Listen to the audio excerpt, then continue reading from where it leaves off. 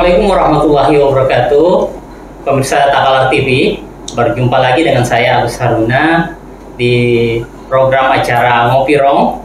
Hari ini kita kedatangan tamu yang sengaja kami undang dalam satu rangkaian hari lahir Nahdlatul Ulama. Gitu ya penyebutannya Pak Kiai. Tahun ini adalah hari lahir yang ke-96, menjelang satu abad hari lahir usia Nahdlatul Ulama. Nah, makanya di sesi kali ini, di sesi yang cukup spesial bagi kami di Takalar TV, mengundang khusus orang-orang yang kemudian berperan bagi perkembangan kontribusi Nahdlatul Ulama di Kabupaten Takalar. Dan pada kesempatan kali ini ada bersama kami di studio studio Takalar TV. Yang pertama adalah Bapak Kiai Hasid Hasan Palogai. Beliau adalah Ketua Majelis Ulama Indonesia Kabupaten Takalar, sekaligus Ketua Panitia Harlah Pak Kiai ya. Terus yang kedua adalah Ketua Tanfisia PCNU Kabupaten Takalar, Bapak Hamid Hamta ya. Bapak Kiai juga saya panggilnya Pak ya. Dan yang paling muda tamu kita adalah Ketua GP Ansor Bapak Yardi. Di peringatan Harlah ini yang ke-96 beliau adalah sekretaris panitia Pak ya. Nah, pada kesempatan hari ini sebelum kita masuk di tema Harlah, tentu ada hal yang saya ingin tanyakan sendiri di sesi khusus di tamu kita. Untuk semua tamu, untuk semua Pak Kiai dan juga Pak Ketua GP Ansor dan Pak Ketua Tanfisia, pertanyaan yang kami ingin tahu ini, seperti apa pengalaman atau perjumpaan pertama dengan Nahdlatul Ulama yang usianya sudah hampir satu abad ini? Ya, Pak Kiai pertama. Terima kasih. Assalamualaikum warahmatullahi wabarakatuh. Alhamdulillahirabbil alamin wassalatu wassalamu ala asyrafil anbiya'i wal mursalin sayyidina Muhammadin wa ala alihi wa sahbihi ajma'in, amma ba'd. Kali ini Nahdlatul Ulama insyaallah akan berhari lahir pada tanggal 31 Januari 2022 ini untuk yang ke-96, menjelang memasuki abad kedua Nahdlatul Ulama. Perkenalan saya dengan Nahdlatul Ulama itu sesungguhnya saya adalah lahir dari rahim Nahdlatul Ulama. Secara kultural, kebetulan di kampung itu adalah memang umumnya amalan masyarakat kita itu di dalam melakukan aktivitas kehidupan kemasyarakatan keberagaman itu adalah amalan-amalan yang dipraktikkan atau yang menjadi tradisi di kalangan Nahdlatul Ulama. Sehingga secara kultural saya itu lahir dari Nahdlatul Ulama. Kemudian seiring dengan perkembangan zaman, maka lalu kemudian saya diperkenalkanlah secara struktural dengan organisasi-organisasi di bawah atau yang dilahirkan oleh Nahdlatul Ulama, yang di internal Nahdlatul Ulama itu disebut dengan Badan Otonom.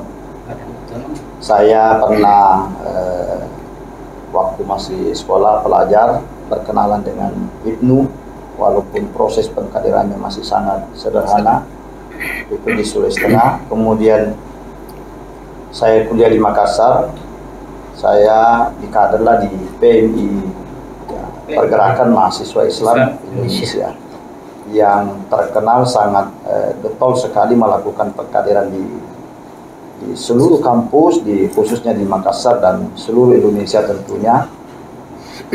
Lalu waktu saya hijrah, menyelesaikan pendidikan S1, Allah menakdirkan saya untuk berdomisili di Kabupaten Takalar. Saya lalu kemudian tentu karena aktivitas amalan saya termasuk berorganisasi adalah memang organisasi Nahdlatul Ulama, maka saya berkenalanlah dengan beberapa orang yang menjadi pengurus Nahdlatul Ulama waktu itu. Waktu itu yang menjadi ketua adalah Pak Abid Adi, itu mantan kepala SPG yang sekarang ini menjadi SMA 3. Kemudian awalnya karena saya masih amat sangat muda, saya menjadi pengurus Ansor. Ansor menjadi wakil ketua, ya saya menjadi senior wakil ketua.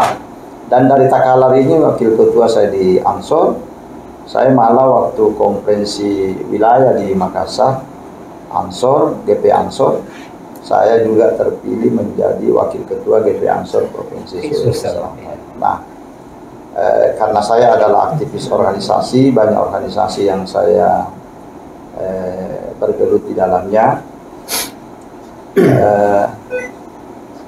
Lalu di tahun 2004 usia saya waktu itu masih 30 sekian tahun, masih sangat muda. Pernah menjabat ketua Tanfiz? Ya, saya secara aklamasi terpilih menjadi ketua Tanfiziyah. Walaupun sesungguhnya waktu itu saya sebenarnya belum siap betul untuk menjadi ketua karena masih muda.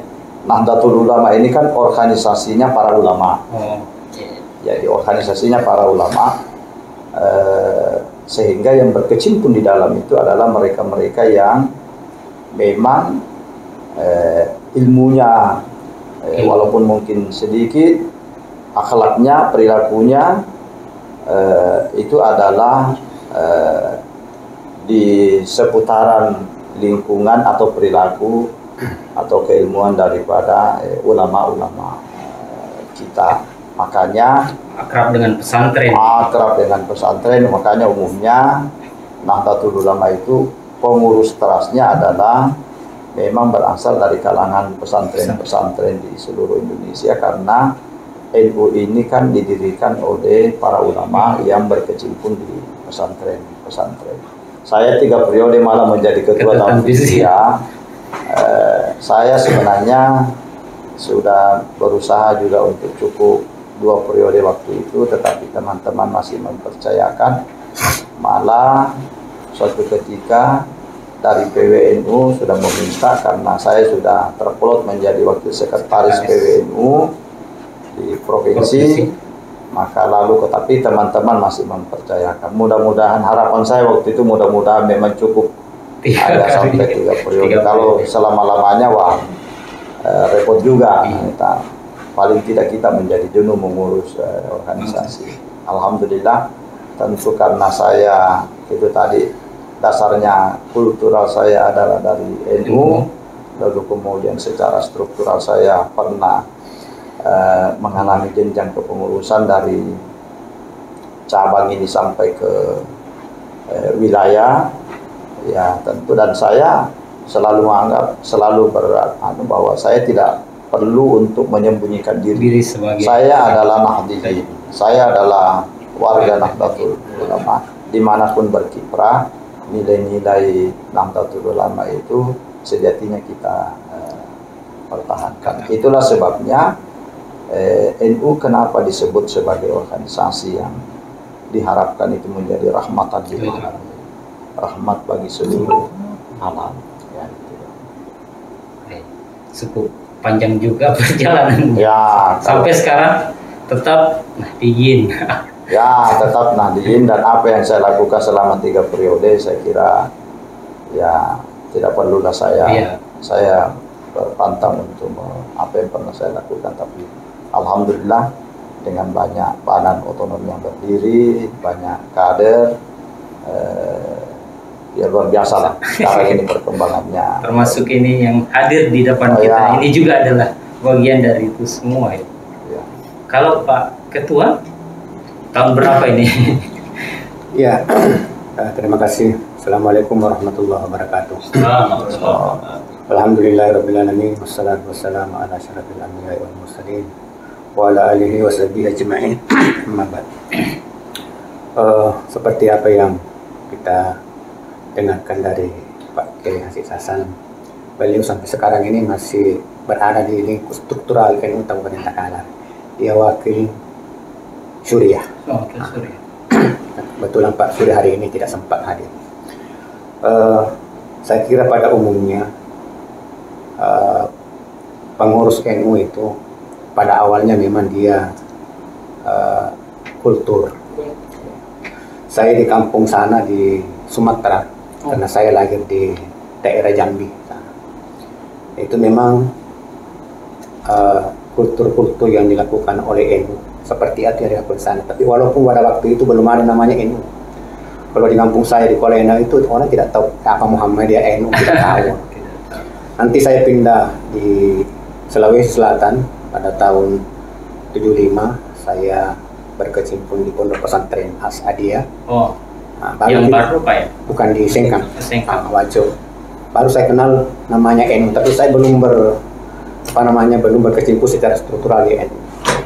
Nah, ketika itu saya tahun 70-80 saya pindah ke Makassar, kuliah di sana. Nah, baru saya kenal NU. Ketika pada waktu konferensi cabang IPNU Kota Madia pada tahun 82, cukup lama. Alhamdulillah saya terpilih menjadi ketua IPNU Kota Madia Makassar pada waktu itu. Di samping kuliah kita kenal dengan PMI, kenal dengan Ansor. Walaupun saya tidak pernah menjadi pengurus Ansor pengurus PMI, tapi saya banyak kenal juga dengan teman-teman di sana. Saya fokus di NU, di IPNU. Ya. Pada tahun 85 saya kebetulan pindah ke Takalar, diangkat menjadi pegawai negeri 1 tahun di kantor gubernur. 85, 87 saya ke Takalar sampai hari ini. Kenal NU di Takalar saya baru pada periode kedua Sasasi. Tahun ya. berapa itu Kira-kira periode keduanya? 2004, 2009, ya. 2009, 2014. 2009. Karena pada periode pertama beliau saya tidak terlalu fokus di pekerjaan di birokrat. Nanti pada waktu periode kedua Sasasi saya dipilih konferensi menjadi katib di tingkat cabang. Nanti periode ketiga Sasasi juga saya tetap menjadi katib. Lalu periode baru-baru ini tahun 2019 saya diamanatkan oleh konferensi menjadi ketua Tampisia bersama Al-Mukarram Ki Haji Sakarang menjadi Rois. Tahun sampai tahun berapa itu periodenya nanti yang sekarang? 2005. 2025. Usia 99 tahun nih. 2025. 24. 24 karena 19 ya. Berarti usia NU sudah 98 tahun insya Allah. Iya, insya Allah. 2026 1 abad. Lama. Karena memang kemarin di Muktamar ada dua yang menonjol di sana. NU memasuki akhir abad pertama ya.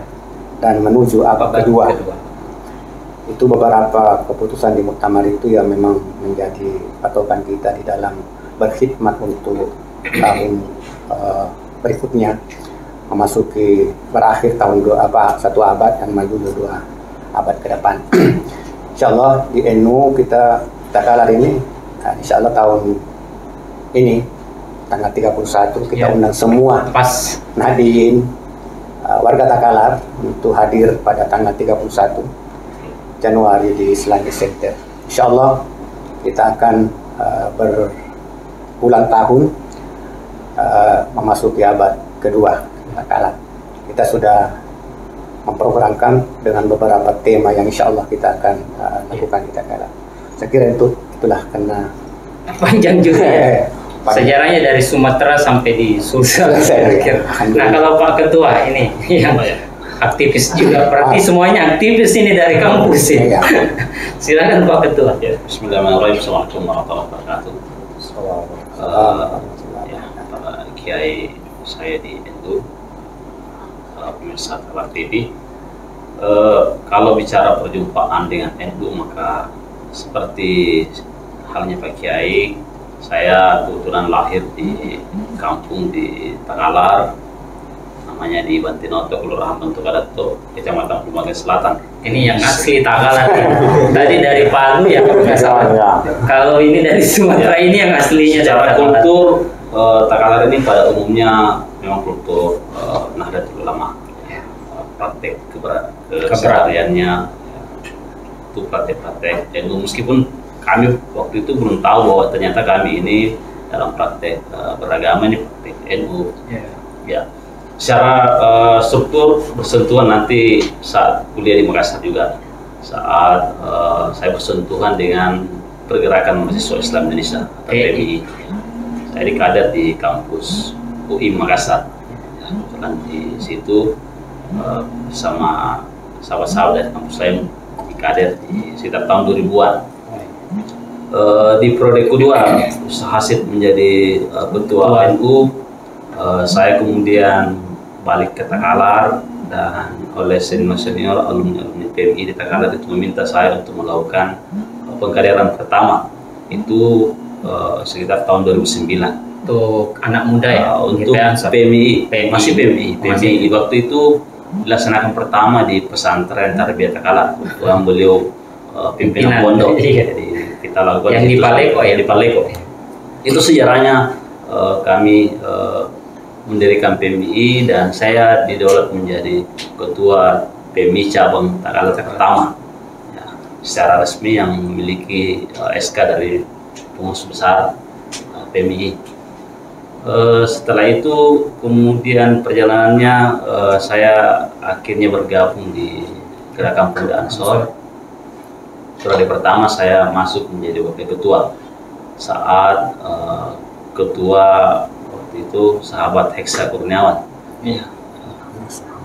Saya wakil ketua, kemudian periode selanjutnya saya akhirnya dipercaya menjadi ketua Gerakan Pemuda Ansor itu di tahun 2014 sampai 2018 dan kemudian berlanjut dari 2019 sampai 2020. Ya, ini dua periode ini cukup periode ya. Ini kemarin persoalan regenerasi yang belum siap. Nah, hampir bisa saya sampaikan bahwa GP Ansor pernah mati suri, ya ada tetapi mungkin tidak terlalu dikenal di masyarakat.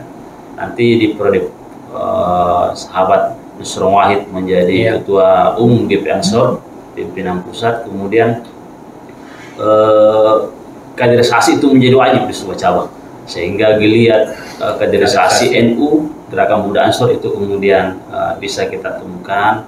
Kita Takalar ya alhamdulillah kita sudah berapa kali sudah ada ratusan kader yang kemudian kita lahirkan dari proses pengkaderan resmi.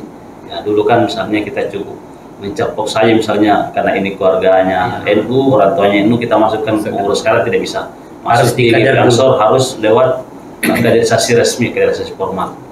Ya, saya kira itu perkenalan kami, ya namanya kami di Gerakan Pemuda Ansor, generasi muda NU. Salah satu tanggung jawab kami adalah untuk mengawal dan mengamankan seluruh kebijakan para orang tua kami, para alim ulama di para kiai kami di Nahdlatul Ulama. Itu saya kira ingin saya sampaikan. Jadi tanggung jawab saya hari ini termasuk sekretaris panitia itu sungguhnya dalam rangka mensukseskan dan mengawal pernyataan hal ini. Ya, kami dipercaya, ya kami tidak bisa menolak. Ya, apapun yang kemudian oleh para kiai kami perintahkan, ya insya Allah kami akan amankan kebijakan itu. Saya kira demikian untuk perkenalan. Ini yang menarik ini tadi. Ini baru satu apa ya? Baru 3 orang kader Nahdien yang kemudian menceritakan pengalamannya, padahal secara organisasi dimulai dari 1926 bahkan sebelumnya ya. Kiai Hasyim Asy'ari sudah berkontribusi, termasuk kontribusi resolusi jihad kalau nggak salah di perjuangan melawan penjajah. Jadi, nah ini yang menarik, di usia yang hampir 1 abad ini. Saya ke ketua panitia Harla, ini ada tema yang menarik nih, 1 abad NU, kemandirian dalam berkhidmat untuk peradaban dunia. Tema yang menarik, bukan skup Indonesia tapi peradaban dunia. Bagaimana Pak Kiai memaknai ini? Sebelumnya saya ingin sedikit mengulas ini, kenapa waktu itu saya di usia muda didaulat menjadi ketua NU di Takalar. Itu ada traumatik yang menimpa khususnya sesungguhnya kader-kader atau orang-orang yang pernah berinteraksi dengan NU. Kita tahu di awal Orde Baru itu kan NU ini kan salah satu partai. Oh iya. Jadi Takalar itu karena partai ya masuk 3 besar. Cuma kan waktu itu semua di luar yang masuk di golongan karya itu. Iya. Kalau di luar itu agak semua pegawai yang berasal dari NU kalau tidak masuk ke golongan karya, pohon beringin itu maka itu akan istilah dulu itu piringnya itu bisa pecah. Oh, iya. Sehingga pada saat konferensi cabang itu, padahal sebenarnya kepala kantor Departemen Agama waktu itu orang NU, kader NU, banyak pejabat-pejabat di daerah juga. Pak Ibrahim Rewa sendiri kan berulang kali dia sampaikan ke saya bahwa beliau itu kader NU, Ansor dulu. Banyak tokoh-tokoh kita di sini. Nah, itu sehingga tapi alhamdulillah di tangan orang-orang muda waktu itu mengelola atau mengurus NU, itu traumatik itu bisa kita hilangkan dan tampillah NU bahwa inilah NU saat ini. Nah, saya masuk dengan tema itu mandiri berkhidmat untuk peradaban dunia. Kenapa selalu NU itu tema sentralnya itu selalu dengan memang muaranya dari logo juga ya peta dunia. Ya, itulah itu untuk dunia dan logonya itu memang adalah globe. Iya. Globe itu peta dunia memang. Jadi NU dan itu berangkat dari rahmatan lil alamin. Jadi NU lahir hadir itu adalah untuk menciptakan kehidupan di muka bumi ini yang penuh dengan kerahmatan. Orang menjadi rahmat itu dia bisa damai pada dirinya, mendamaikan orang. Nah, pada memasuki abad kedua ini NU berusaha untuk tampil secara mandiri di dalam rangka berkhidmat dalam peradaban kehidupan manusia di muka bumi. Kita tahu bersama bahwa NU itu kan selalu mau mengambil dan memang patokannya di situ adalah apa yang menjadi misi besar dari Rasulullah Muhammad SAW. Kenapa lahir perintahnya Nabi itu untuk menuntut ilmu sampai ke negeri Cina? Tuntutlah ilmu walaupun sampai ke negeri Cina. Waktu itu ada padahal Islam waktu itu di Cina belum sampai ke Cina. Masih di daerah gurun. Ya, masih di daerah seputaran gurun pasir di wilayah-wilayah Timur Tengah itu. Tetapi lalu kenapa Rasulullah SAW ini meminta untuk memerintahkan untuk menuntut ilmu sampai ke negeri Cina? Karena di negeri Cina waktu itu peradabannya sudah sangat maju sekali. Tetapi ini kan kenapa Rasulullah? Karena sudah tertanam kalimat tauhid, kalimat la ilaha illallah kepada umatnya, kepada sahabatnya Rasulullah, sehingga kemanapun pergi, kalau sudah tauhid, kalimat tauhid tertanam, tertancap di dalam kalbu umat ini, kemanapun, ke negara manapun di belahan bumi ini yang tanpa beragama pun, itu tidak akan pernah tergoyahkan, tidak akan pernah goyang akidahnya dengan kehidupan yang ada di situ, dan itu bisa itu akan bisa insya Allah bisa mewarnai. Nah, itulah sebabnya seluruh warga NU sekarang ini, siapapun yang berkhidmat di NU mestinya memang menjadikan term besar itu rahmatan lil alamin. Nah, itu yang jadi NU ini untuk semuanya. Dimanapun dia berada, dia menjadi rahmat. Menjadi rahmat. Apapun posisinya, sekecil apapun jabatannya. Makanya kalau yang menjadi rahmat itu kan kalau orang itu bisa bermanfaat untuk orang lain, bisa bermanfaat untuk lembaga yang didudukinya, bisa bermanfaat di institusi atau di instansi yang dipimpinnya. Nah, jadi kalau ada orang NU menjadi misalnya kepala apapun, dia harus tampil bahwa inilah orang NU, nilai-nilai NU yang ditanamkan. Iya, saya kira itu. Iya, kalau ini saya bawa ke PCNU Kabupaten Takalar juga. Tema ini tentu akan dibawa ke lingkup yang kecil tadi ya, seperti yang disampaikan Pak Kiai. Nah, kira-kira selama ini dari PCNU dan kedepannya nanti seperti apa khidmat itu tadi yang disampaikan? Tentu kita sudah melihat banyak ya, tapi apa yang bisa disampaikan Pak Kiai pada kesempatan hari ini?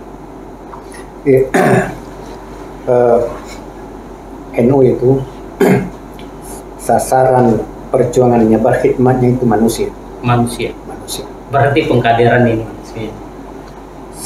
Sasarannya NU itu manusia. Manusia itu mau diapakan? Ada yang menarik kemarin pada pidato pertama dari Ketua PB Hasil Muktamar kemarin, bahwa NU itu tidak kemana-mana, tapi ada di mana-mana. Oleh karenanya NU itu sasaran pembinaannya adalah manusia, maka manusia tidak kemana-mana, NU harus di situ ada terus. Untuk itu di Takalar kemarin ada subtema yang disampaikan oleh Ustaz Hasid selaku Ketua Panitia kemarin, bahwa NU berkhidmat untuk Takalar bermartabat. Saya kira satu tema ini sungguh luar biasa. Nah, NU Takalar di awal kepengurusan saya kemarin ada kerjasama dengan Pemda Takalar yang kita sudah tanda tangan MOU-nya, yaitu NU diharapkan mempelopori kembali ke sekolah. Jadi anak-anak yang putus sekolah, jadi bukan saja anak putus sekolah, yang tidak orang tua saya yang sudah tidak belum sekolahkan kembali. Itu sasarannya adalah memberikan pengetahuan kepada mereka, memberikan bimbingan akhlak karimah seperti apa yang kita sampaikan tadi Ustaz, bahwa sasaran kita adalah rahmatan lil alamin. Jadi semua mereka yang kita bina itu, yang dalam hal ini dipelopori oleh adik-adik kita dari Patayat, sudah membentuk BKBN beberapa di tempat, dan badan otonom kita muslimat juga sudah beberapa majelis taklimnya, kemudian TPA-nya, itu semua dalam rangka kembali ke sekolah. Kampanye kita untuk kembali sekolah. Itu artinya kita akan bersama-sama dengan pemerintah daerah untuk mencerdaskan masyarakat Takalar. Di masa Ustaz Hasid kita sudah punya pesantren. Alhamdulillah sampai sekarang kita rawat. Itu semua dalam rangka itu tadi, menjadikan Takalar yang bermartabat. Sasaran kita adalah bagaimana membina generasi muda itu menjadi manusia-manusia yang berakhlak, yang membawa misi misi rahmatan lil alamin itu yang nanti kita akan jadikan pesantren kita menjadi pusat kegiatan untuk mencapai rahmatan lil alamin itu. Saya kira itu dulu yang program-programnya masih banyak yang belum tapi insya Allah masuki NU abad kedua. Ya, masih banyak yang kita perlu perbaiki, khususnya di tingkat Takalar ini, karena kepercayaan pemerintah, masyarakat, khususnya masyarakat Nahdiyin kepada kita pengurus NU luar biasa sekarang ini. Memang pada awal-awalnya Ustaz Hasid itu memang masih NU di Takalar masih, tapi alhamdulillah sekarang ini dengan perjuangan kita semua, dengan 2, 3, 4 periode kepemimpinan ini, mungkin masuk 20 tahun lah di Takalar, kita alhamdulillah sudah nampak banyak perkembangan yang kita bisa khususnya di NU. Ya, saya kira itu dulu. Kalau ini yang generasi muda ini, dari tema ini seperti apa nanti ke depannya? Apakah pengedarannya akan bervisi peradaban dunia juga atau seperti apa? Saya kira apa disampaikan tadi Pak Kiai Hasid Hasan Pulugai, bahwa kader Nahdiyin itu dimanapun dia berada, dia harus mampu memberikan rahmat. Ya. Maka sesungguhnya ya kami pun di Takalar juga selalu berupaya untuk memberikan kontribusi terbaik terhadap daerah kami, terhadap daerah di mana kami berada, dan tentu secara umum ya, terhadap kepentingan bangsa. Ya. Ya, kami misalnya kalau generasi muda ya, distribusi kader itu saya kira sudah luar biasa lah. Posisi strategis di organisasi kemudaan itu oleh kader-kader NU di Takalar ini sudah bisa berada di ya posisi puncak di beberapa organisasi, posisi penting kemudaan. Iya. Ya. Kalau secara pribadi saya misalnya pernah jadi ketua umum Himpunan Pelajar Nusa Takalar. Ya, saya juga pernah jadi ketua DPD KIP Takalar. Itu semua tidak lepas dari kontribusi NU kepada saya secara pribadi. Tetapi secara jamaah Organadin kami juga berupaya untuk punya kontribusi terbaik. Soal tema besar ini saya ingin menyampaikan bahwa NU hari ini itu adalah ormas terbesar ya. Saya kira bukan cuma di Indonesia, tapi yang ada di dunia.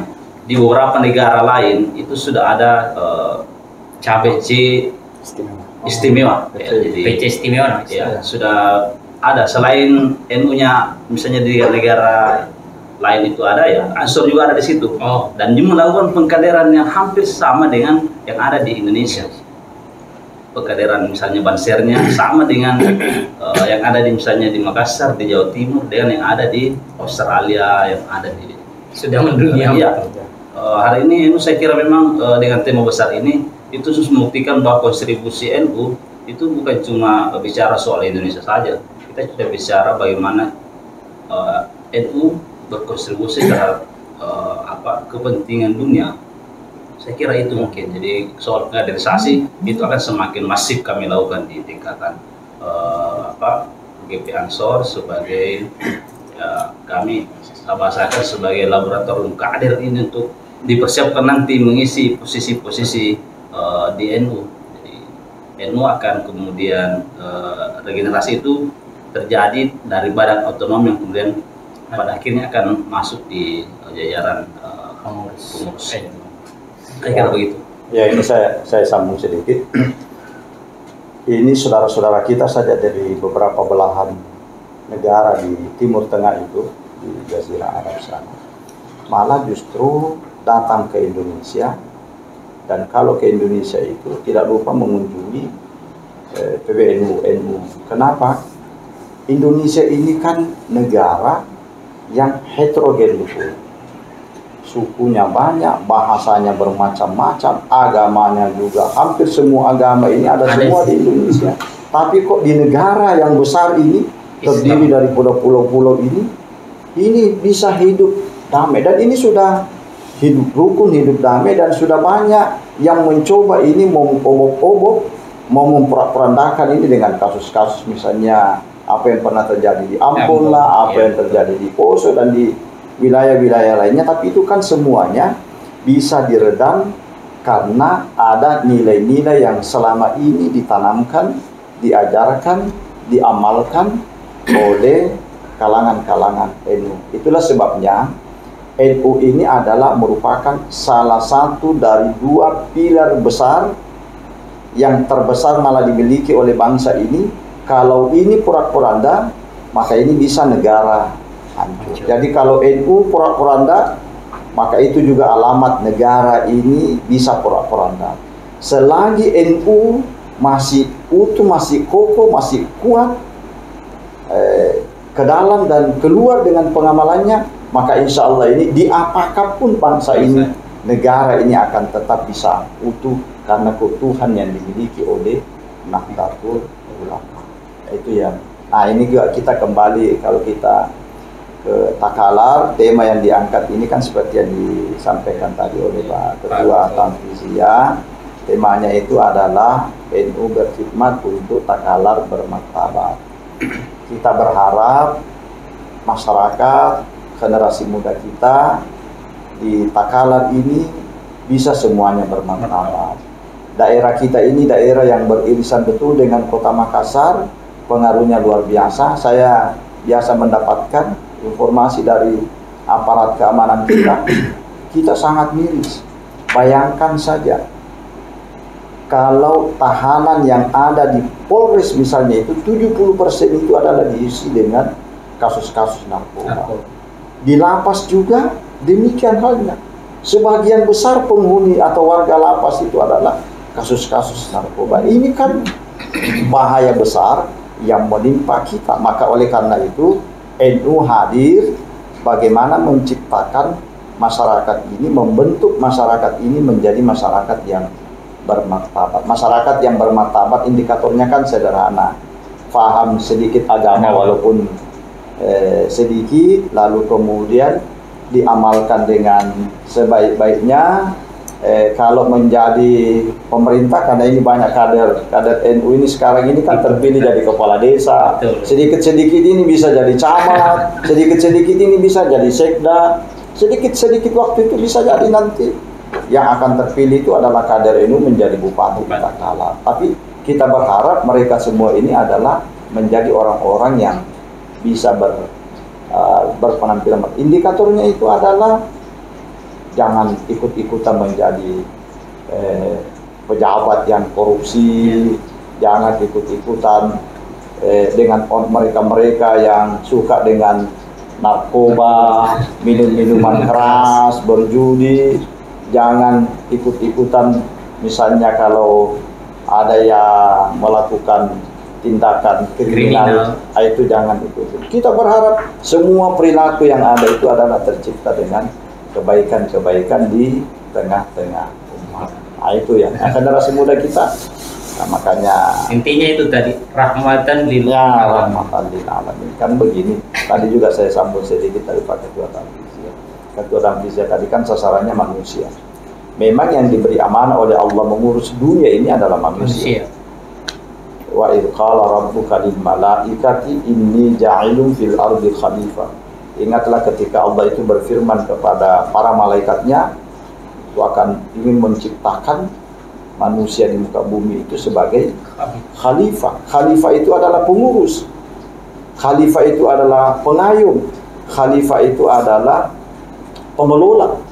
Maka semua yang ada di muka bumi ini menjadi makhluk Allah itu harus terselamatkan, harus mendapatkan curahan rahmat dari lahirnya orang-orang NU di mana dia berada. Kucing pun bisa aman makan karena ada orang NU di situ.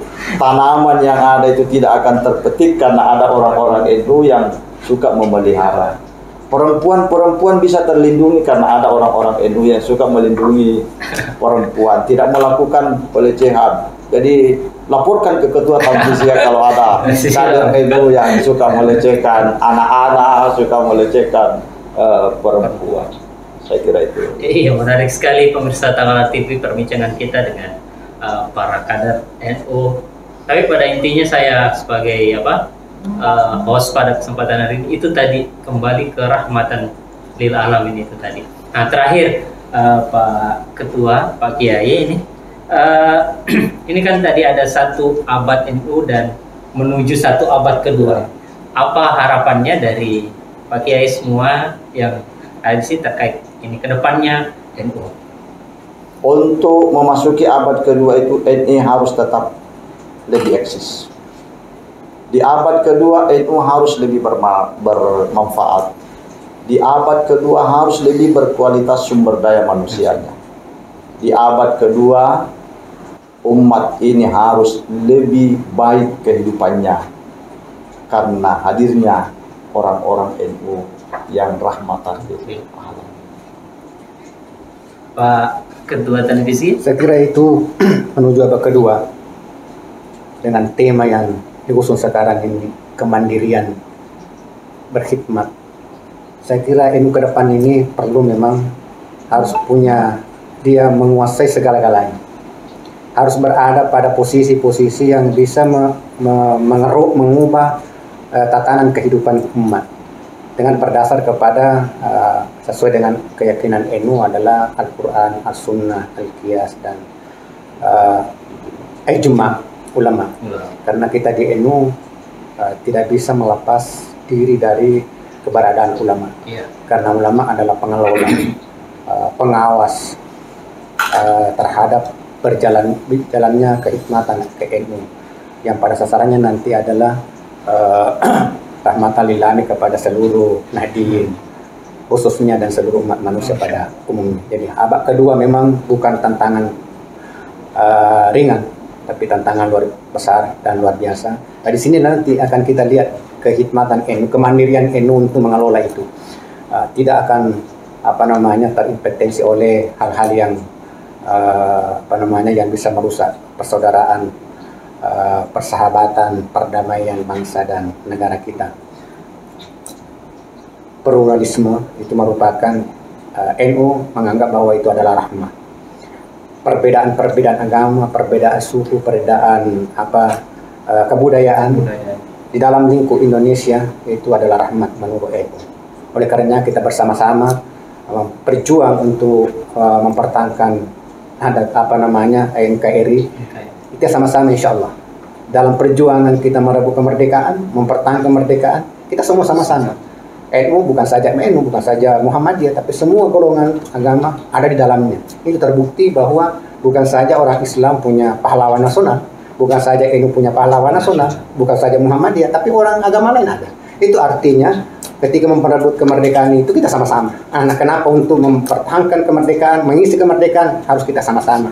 Jangan selalu menyalahkan salah ini, salah itu, kita yang benar. Nah, itu NU bukan itu. Tapi NU adalah menghargai bersama-sama untuk mempertahankan NKRI. Saya kira itu tujuan utama kita. Terima kasih. Pak Ketua Pansat mungkin ya, 1 abad NU di akhir di 96 tahun ini saya kira kontribusi kader NU itu sudah sangat maksimal, saya kira terbukti dengan hadirnya kader-kader terbaik NU di posisi-posisi strategis pemerintahan hari ini. Dari misalnya Wapres, ada Menteri, Gubernur, Bupati, hingga level kepala desa itu kita sudah punya kader-kader terbaik di situ. Tapi di lain sisi bahwa tantangan untuk menuju abad kedua ini tantangannya jauh lebih besar, karena kita akan dihadapkan dengan isu-isu intoleransi, radikalisme yang mengatasnamakan agama. Itu adalah tantangan besar bangsa ini, dan NU termasuk kami di dalamnya Gerakan Pemuda Ansor itu tetap berkomitmen untuk kemudian bersama-sama dengan pemerintah, bersama-sama dengan TNI Polri untuk kemudian berada di garda terdepan dalam menjaga keutuhan negara kesatuan Republik Indonesia. Tidak boleh ada kemudian kelompok-kelompok intoleran lagi yang kemudian dengan sedikit tawar-tawar kemudian menyalahkan kelompok lain, mengkafirkan kelompok lain. Ini saya kira menjadi cikal bakal munculnya aksi-aksi teror yang ada di bangsa ini. Ini adalah tantangan kita di abad kedua, dan saya yakin, kami meyakini bahwa negara ini akan berhadapan dengan kelompok-kelompok intoleran, kelompok radikal ini di usia abad kedua NU ini akan semakin besar tantangannya.